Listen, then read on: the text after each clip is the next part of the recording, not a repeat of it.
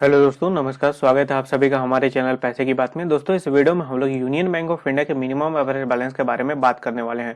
दोस्तों, हम लोग ये भी जानेंगे कि यदि आप अपने अकाउंट में मिनिमम एवरेज बैलेंस मेंटेन नहीं करते तो यूनियन बैंक ऑफ इंडिया आपके ऊपर क्या पेनल्टी चार्ज लगाता है। दोस्तों, यह video Andhra bank and corporation bank के कस्टमर के लिए भी काफी इंपॉर्टेंट है, because Andhra bank and corporation bank के कस्टमर मर्जर के बाद में यूनियन बैंक ऑफ इंडिया के कस्टमर बन चुके हैं।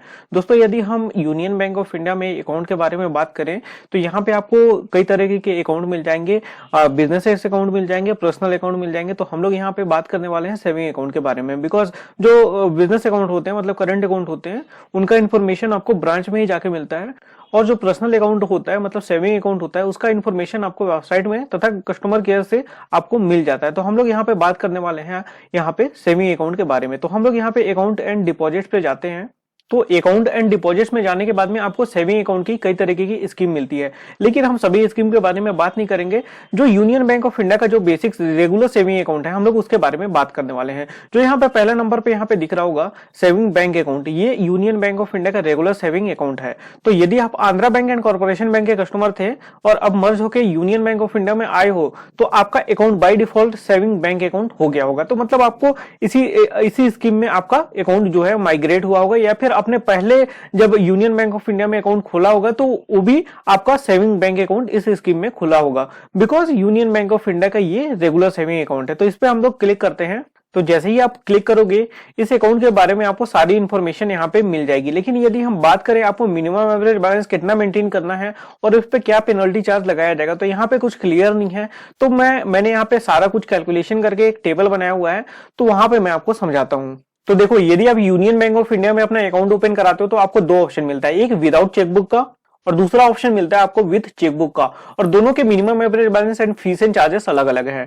तो सबसे पहले हम लोग बात करते हैं यहाँ पे विदाउट चेकबुक का। विदाउट चेकबुक यदि आप अपने अकाउंट ओपन कराते हो तो आपको कितना मिनिमम एवरेज बैलेंस मेंटेन करना होता है। तो सबसे पहले हम लोग बात करते हैं रूरल एरिया, मतलब ग्रामीण इलाके के बारे में। तो यदि आप ग्रामीण इलाके से हैं और आपने चेकबुक नहीं ले रखा है तो आपको 100 रुपए का मात्र आपको अपने अकाउंट में बैलेंस मेंटेन करना पड़ेगा। और यदि आप 100 रुपए के अपने अकाउंट में बैलेंस मेंटेन नहीं करते तो आपके ऊपर क्वार्टरली चार्ज लगाया जाएगा। यहाँ पे मंथली आपको चार्ज नहीं लगाया जाएगा, आपको 3 महीने में एक बार चार्ज लगाया जाएगा। मतलब आपको क्वार्टरली चार्ज देना है। और क्वार्टरली चार्ज कितना देना है आपको? 20 रुपए का चार्ज यहाँ पे देना है। और 20 रुपए का चार्ज, केवल 20 रुपए का चार्ज यहाँ पे नहीं है, यहाँ पे आपको 18% का जीएसटी भी लगाया जाएगा। तो 18% का जीएसटी हो जाता है आपका 20 रुपए का 18% हो जाता है आपका 3 रुपया 60 पैसा। तो आपको टोटल यहाँ पे 23 रुपए 60 पैसे का आपको यहाँ पे चार्ज देना पड़ेगा। उसी तरीके से यदि हम बात करें सेमी अर्बन इलाके के, मतलब थोड़े बड़े शहर के बारे में, मतलब मीडियम साइज सिटी के बारे में, तो वहां पे आपको 250 रुपए, मतलब 250 रुपए आपको अपने अकाउंट में बैलेंस मेंटेन करना पड़ता है। और यदि आप 250 रुपए अपने अकाउंट में बैलेंस मेंटेन नहीं करते तो आपको रूरल एरिया की तरह ही 20 रुपए का यहाँ पे पेनल्टी चार्ज लगाया जाएगा और साथ में 3 रुपए 60 पैसे का आपको जीएसटी पे करना पड़ेगा। मतलब टोटल आपको 23 रुपए 60 पैसा यहाँ पे भी पे करना पड़ेगा। मतलब रूरल और सेमी अर्बन इलाके का सेम है। उसी प्रकार से हम लोग बात करें बड़े सिटी के बारे में, मतलब अर्बन एंड मेट्रो सिटी के बारे में, तो वहां पे आपको 500 रुपए का अपने अकाउंट में बैलेंस मेंटेन करना पड़ता है। और यदि आपका शॉर्टफॉल, मतलब आपके अकाउंट में बैलेंस 250 रुपए से, मतलब 251 रुपए से 500 रुपए के बीच में रहता है, तो आपको यहाँ पे 30 रुपए का पेनल्टी चार्ज लगाया जाएगा और साथ में आपको 5 रुपए 40 पैसे का आपको जीएसटी पे करना पड़ेगा। मतलब टोटल आपके ऊपर 35 रुपए 40 पैसे का यहाँ पे चार्ज लगाया जाएगा। और उसी प्रकार से आपके अकाउंट में 0 रुपए से 250 रुपए के बीच में रहता है, मतलब 250 रुपए से आपका कम हो जाता है अपने अकाउंट में बैलेंस, तो आपको 50 रुपए का यहाँ पे चार्ज लगाया जाएगा और आपको 9 रुपए का यहाँ पे जीएसटी भी पे करना पड़ेगा। मतलब टोटल आपको 59 रुपए यहाँ पे पे करना पड़ेगा। मतलब यूनियन बैंक ऑफ इंडिया आपके अकाउंट से ऑटोमेटिकली यहाँ पे डिटेक्ट कर लेगा। उसी प्रकार से यदि हम बात करें विथ चेकबुक वाले अकाउंट के बारे में, मतलब ये वो अकाउंट जिसमें आपने चेकबुक ले रखा है, उसके बारे में यदि हम बात करें तो सबसे पहले हम लोग बात करते हैं रूरल एरिया के बारे में। तो रूरल एरिया में आपको यहाँ पे 250 रुपए का अपने अकाउंट में बैलेंस मेंटेन करना पड़ेगा। और अपने अकाउंट में 250 रुपए यदि आप बैलेंस मेंटेन नहीं करते तो आपके ऊपर 25 रुपए का चार्ज लगाया जाएगा, प्लस में आपको 4.5 रुपए, मतलब 4 रुपए 50 पैसे का आपको जीएसटी पे करना पड़ेगा। और मतलब टोटल आपको 29 रुपए 50 पैसा यहाँ पे पे करना पड़ेगा। उसी प्रकार से हम बात करें सेमी अर्बन इलाके की, मतलब थोड़े बड़े सिटी के बारे में, तो वहां पे आपको 500 रुपए का बैलेंस मेंटेन करना पड़ेगा।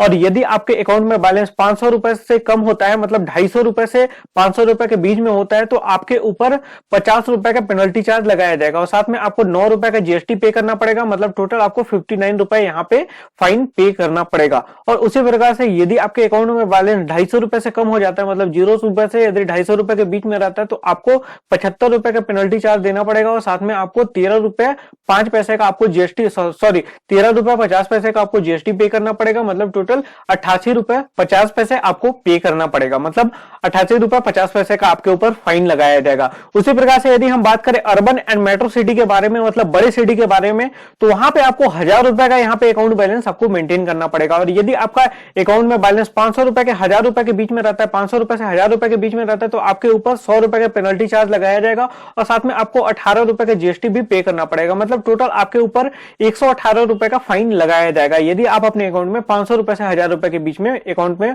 बैलेंस मेंटेन करते हैं। तो उसी प्रकार से यदि अपने अकाउंट में 250 रुपए से 500 रुपए के बीच में यदि अपने अकाउंट में बैलेंस मेंटेन करते हैं, तो आपके ऊपर 150 रुपए प्लस में आपके ऊपर 27 रुपए के जीएसटी, मतलब टोटल आपको 177 रुपए का फाइन यहाँ पे लगाया जाएगा। उसी प्रकार से यदि अपने अकाउंट में 0 रुपए से 250 रुपए के बीच में अपने अकाउंट में बैलेंस मेंटेन करते हो, तो आपको सबसे हाईएस्ट 225 रुपए प्लस 40 रुपए 50 पैसे का जीएसटी, मतलब टोटल आपको 265 रुपए 50 पैसे आपको यहाँ पे पे करने पड़ेंगे। मतलब इतना आपके ऊपर फाइन लगाया जाएगा यदि आप अपने अकाउंट में 0 रुपए से 250 रुपए के बीच में अपने अकाउंट में बैलेंस मेंटेन करते हैं तब। तो दोस्तों यदि आप चाहो तो इनका स्क्रीनशॉट ले सकते हो, जैसे विद चेकबुक वाले का ये आप स्क्रीनशॉट यहां से ले सकते हो, या फिर आप यहां से भी स्क्रीनशॉट ले सकते हो। ये आपको कहीं नहीं मिलेगा, ये आपको केवल मैं बता रहा हूं पूरा कैलकुलेशन करके। आप यदि वेबसाइट पे भी विजिट करोगे तो वहां पे क्लियर इन्फॉर्मेशन नहीं दिया गया है। दोस्तों इस वीडियो में बस इतना ही। आई होप आपको वीडियो पसंद आया हो। यदि आपको वीडियो पसंद आया हो तो वीडियो को लाइक कर सकते हैं और आप चाहें तो इस वीडियो को शेयर भी कर सकते हैं और साथ में आप चैनल को सब्सक्राइब भी कर सकते हैं और सब्सक्राइब करने के बाद में बेल आइकन को भी दबा सकते हैं, ताकि जब भी कोई इसी तरीके की वीडियो अपलोड हो तो उसकी नोटिफिकेशन आपको मिल पाए या फिर आपके टाइमलाइन में, मतलब होम पेज में आपको शो हो जाए।